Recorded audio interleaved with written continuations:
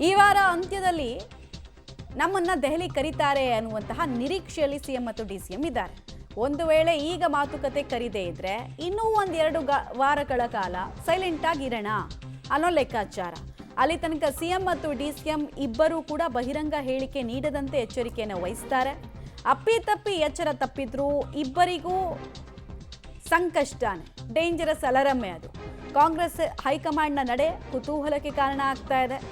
Instructions ಏನು ಬರುತ್ತೆ, ಯಾರಿಗೆ ಇಳಿರಿ ಅಂತಾರೆ, ಯಾರು ಇರಿ ಅಂತಾರೆ, ಯಾರಿಗೆ ನೀವು ಸ್ವಲ್ಪ ತಡೀರಿ ಅಂತಾರೆ ಅನ್ನೋದು ಏನು ಈಗಲೇ ಪ್ರೆಡಿಕ್ಟ್ ಮಾಡೋಕ್ಕೆ ಆಗ್ತಾ ಇಲ್ಲ. ಬಿಕಾಸ್ ಕಾಂಗ್ರೆಸ್ ಹಂಗೆ ಮಾಡೋದಕ್ಕೆ ಹೋಗಿ ಸುಮಾರು ಕೈ ಸುಟ್ಕೊಂಡಿದೆ. ಪಕ್ಷದ ಇವತ್ತಿನ ಸ್ಥಿತಿಗೆ ಕಾರಣ ಅಂಥ ತಪ್ಪು ಹೆಜ್ಜೆಗಳು. ಏಜ್ ಫ್ಯಾಕ್ಟ್ರ್ ಒಂದೇ ಮ್ಯಾಟ್ರ್ ಆಗಲ್ಲ ಇಲ್ಲಿ. ಅದನ್ನು ಕೂಡ ಮುಂದಿನ ಹಂತದಲ್ಲಿ ಹೇಳ್ತೀನಿ ನಿಮ್ಗೆ ಏನೇನಾಗಿದೆ ಬೇರೆ ಬೇರೆ ಕಡೆಗಳಲ್ಲಿ ಅಂತ. ಯಾವಾಗಲೂ ನಾವು ಪೊಲಿಟಿಕ್ಸನ್ನು ಮಾತಾಡಬೇಕಾದ್ರೆ ಇತಿಹಾಸವನ್ನು ಕೂಡ ಜೋಡಿಸ್ಕೊಳ್ಬೇಕಾಗತ್ತೆ. ಡೀಟೇಲ್ಸ್ ಕೊಡ್ತಾರೆ ಸುಖೇಶ್. ಕಾಂಗ್ರೆಸ್ ಹೈಕಮಾಂಡ್ಗೆ ಬೇರೆ ರಾಜ್ಯಗಳ ಕಹಿ ಅನುಭವ ಈ ರಾಜ್ಯದಲ್ಲಿ ಕೈ ಹಾಕೋಕೆ 100 ಸಲ ಯೋಚನೆ ಮಾಡೋ ರೀತಿ ಆಗಿದೆ. ಹಾಗಂತ ಎಷ್ಟು ಅಂತ ಫೈಲ್ನ ಎತ್ತಿಡ್ತಾರೆ, ಒಂದ್ಸಲ ಆದರೂ ಓಪನ್ ಮಾಡಿ ಓದಲೇಬೇಕು. ಆ ಸಮಯ ಯಾವಾಗ ಬರ್ಬೋದು ಅನ್ಸುತ್ತೆ ಸುಖೇಶ್?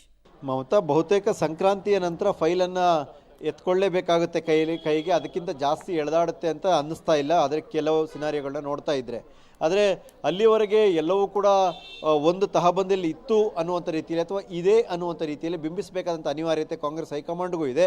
ಹೈಕಮಾಂಡ್ನ ಸೂಚನೆ ಹಿನ್ನೆಲೆಯಲ್ಲಿ ಸಿಎಂ ಮತ್ತು ಡಿಸಿಎಂ ಕೂಡ ಅದನ್ನು ಪಾಲಿಸಬೇಕಾದಂಥ ಅನಿವಾರ್ಯತೆಗೆ ಸಿಲುಕಿದಂತೆ ಕಾಣಿಸ್ತಾ ಇದೆ. ಹಾಗಾಗಿ ಎಲ್ಲೋ ಒಂದು ಕಡೆ 2.5 ವರ್ಷ ಆಗ್ತಿದ್ದಂತೆ ಕೊಟ್ಟ ಮಾತನ್ನು ನೆನಪಿಸಿದಂಥ ಡಿಸಿಎಂ ಡಿ.ಕೆ. ಶಿವಕುಮಾರ್ ಬೆಂಬಲಿತ ಶಾಸಕರುಗಳು ದೆಹಲಿ ಪೆರೇಡನ್ನು ಕೂಡ ಮಾಡ್ತಾರೆ. ದೆಹಲಿ ಪೆರೇಡ್ನ ನಂತರದಲ್ಲಿ ಪರವಿರುದ್ಧವಾದ ಹೇಳಿಕೆಗಳು ಬರ್ತವೆ.